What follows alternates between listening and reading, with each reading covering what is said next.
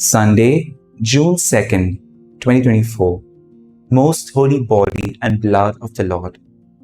Focus. Take, this is my body.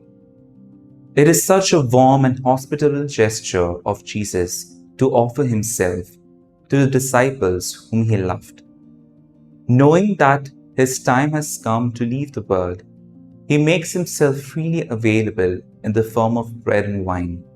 The people in the Old Testament responded to God's exhortations with one voice saying, "All the words that the Lord has spoken, we will do." Jesus invites us to promise likewise, to do whatever he taught. By receiving Jesus in my heart, I become one with him and with my neighbor.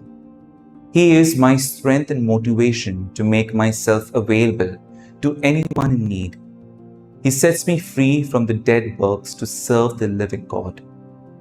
What shall I render to the Lord for all his benefits to me? It is not enough to call on the name of the Lord. Christ tells us to go beyond and love our neighbor as he loved us. Do I make efforts to offer myself to my brothers and sisters in need?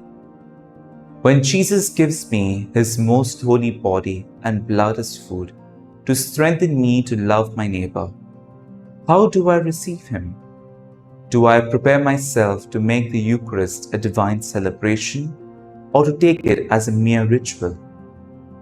Fruit. As I celebrate today's feast, I will offer myself to my neighbor in acts of kindness.